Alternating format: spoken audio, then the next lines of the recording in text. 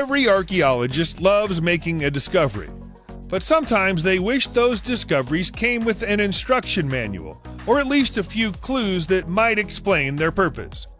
Even the most experienced and qualified archaeologists and experts in the world find themselves stumped by the things they find every now and then, and when they can't find answers, other people try to fill in the blanks. We've packed this video full of the most mysterious archaeological finds of our times and the strange stories behind them. Regardless of how you feel about the level of threat presented by climate change, you probably believe that fear of the changing climate is a modern phenomenon. In fact, it could date back more than 1,000 years if some of the theories about the mysterious Viking rock runestone are correct. Built close to Sweden's Lake Vättern during the 9th century, the stone is covered in etchings and runes that experts have been trying to uncover the secrets of for years. More than 700 runes cover every side of the monument, making it the world's longest known runic inscription. For many years, it was believed to be a memorial to a great battle, but an alternative interpretation of the runes, transcribed by a partnership of Swedish universities, suggests a pronounced fear of extreme winters and cold summers. The stone could even be the origin of the Viking Ragnarok myth. The Vikings of the time would have had reason to fear the climate. A chain of volcanic eruptions in 536 CE had lowered the global temperature, triggering failing crops and mass starvation. Much is known about the historical site of Archaeological, an ancient fortified settlement in the southern Urals.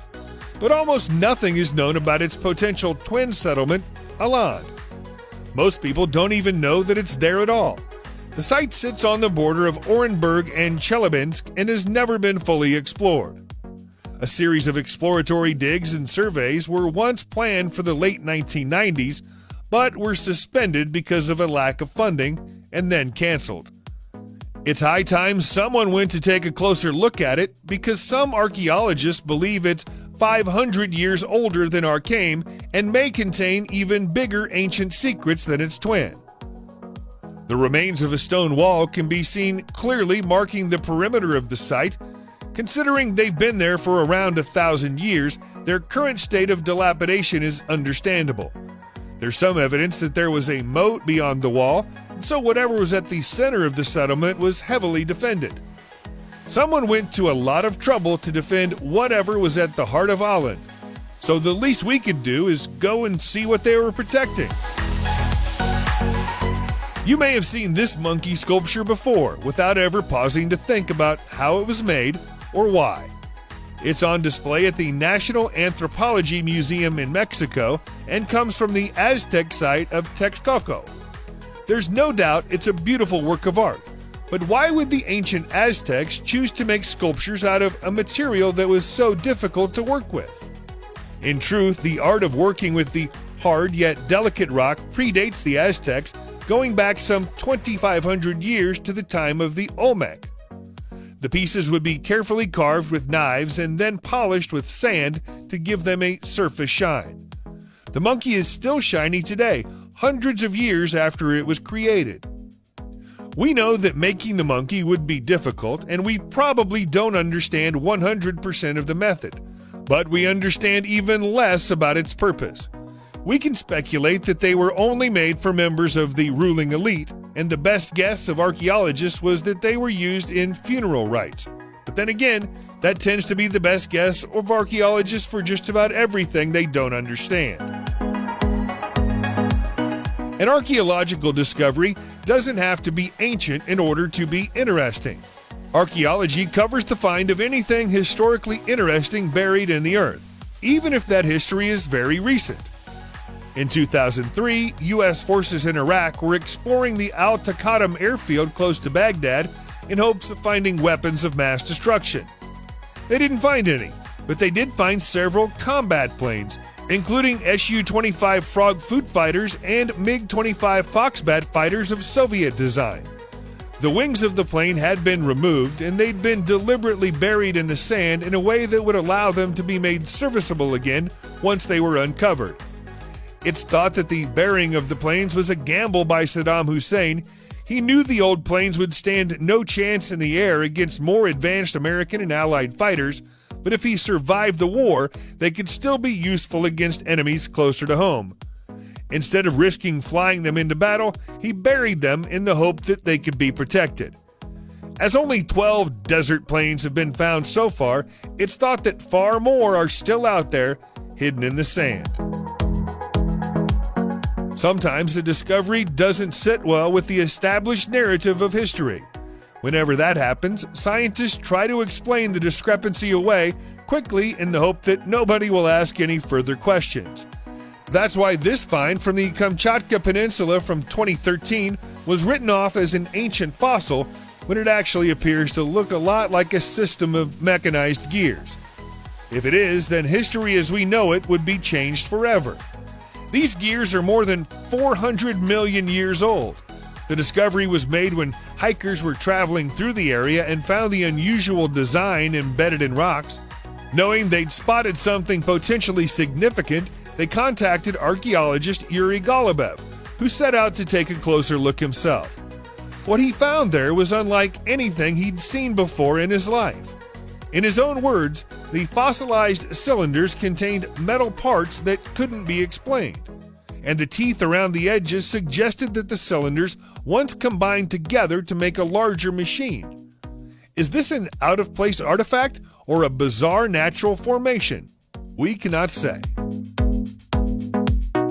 The first discoveries of strange spiral-shaped rock formations in the state of Nebraska, USA, were recorded during the mid-19th century.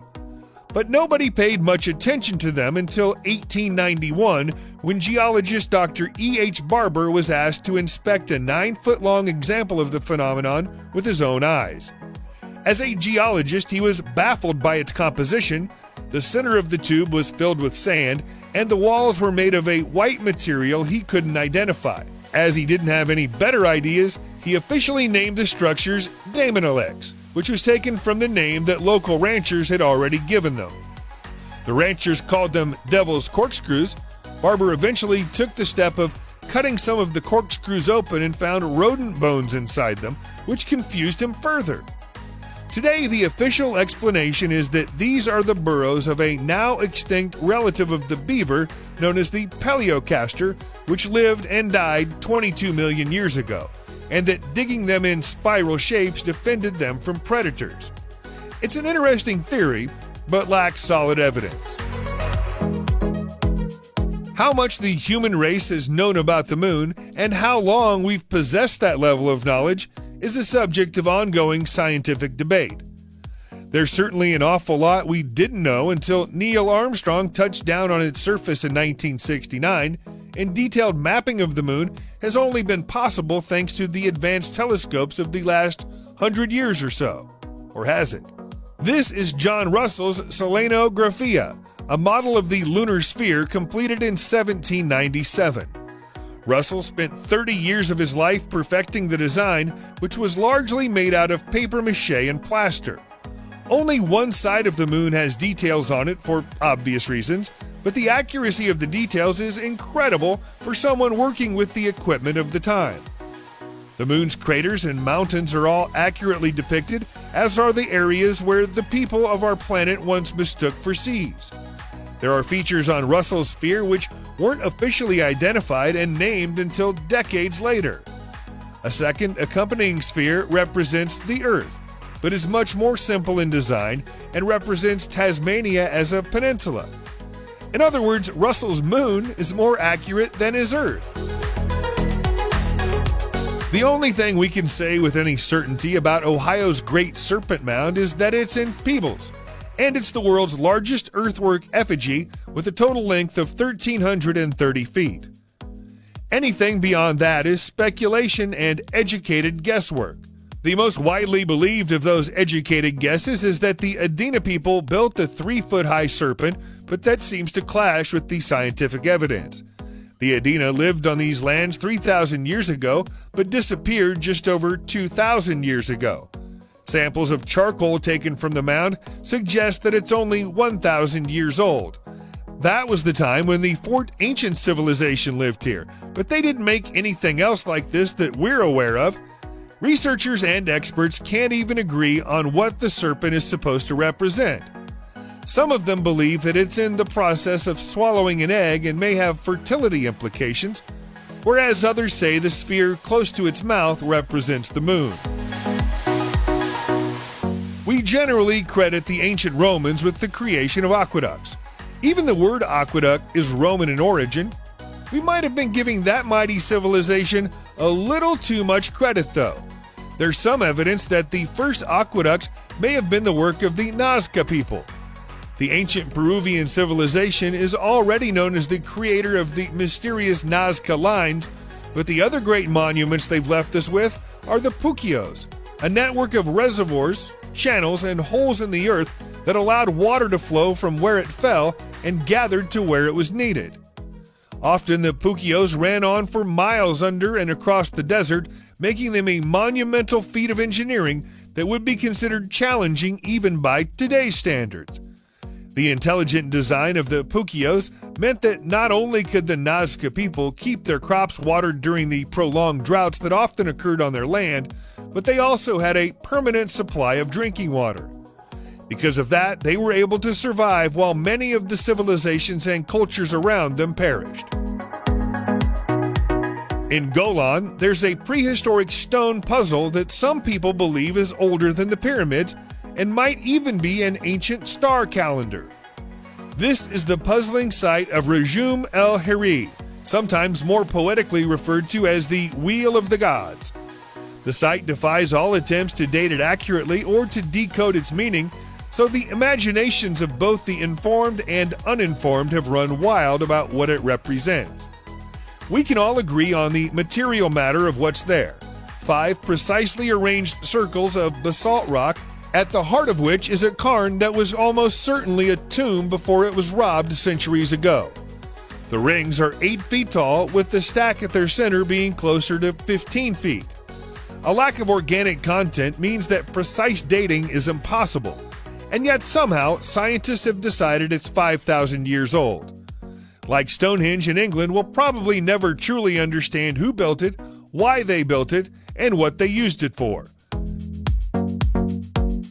The generally accepted scientific and archaeological explanation for Klerksdorp spheres is that they're nothing more than naturally occurring concretions laid down as sediments and then fashioned into their distinctive shape by millions of years of weathering and exposure to the elements. That could be true, but it wouldn't explain why they're almost exclusively found in South African mines and why some of them appear to contain traces of metal that couldn't possibly have got there through concretion. Many of the Klerksdorp spheres are the same size, shape, and color as a cricket ball, right down to having seams running through the center. That's a remarkable design for something that's occurred naturally, and apparently Mother Nature also thought to apply a layer of polish to their surface as well. There's no doubt that concretion is a real phenomenon and explains a lot of mysterious spherical rocks all over the world. But many people feel that the Klerksdorp spheres are too specific in design to have been made that way. Where do you suppose the art of bridge building as we know it today began? Ancient Rome, perhaps? Ancient Egypt? Even earlier than that? How about the land that we now call Iraq? Somewhere in the region of 5,000 years ago. That's the site of the ancient Sumerian city of Girsu, and the bridge that they built over the waterway that once existed here. Archaeologists have known about the bridge since the 1920s, but originally thought it was either the remains of a dam or the foundations of an old temple. Only more recently has a closer examination of stone and clay tablets found in the area revealed references to the bridge, prompting experts to look at the site of the dam again. This time they realized what it truly was. Seemingly created one baked brick at a time, this is the oldest known bridge in the world. Because the site had previously been thought of as comparatively unimportant, it was left to rot after its initial discovery. And so being exposed to the elements for a century has taken its toll on what's there. A concentrated preservation effort is now underway at the site. Subscribe to the channel and turn on notifications, and you will be the first to know when a new video comes out. Thank you for watching. and see you in the next video.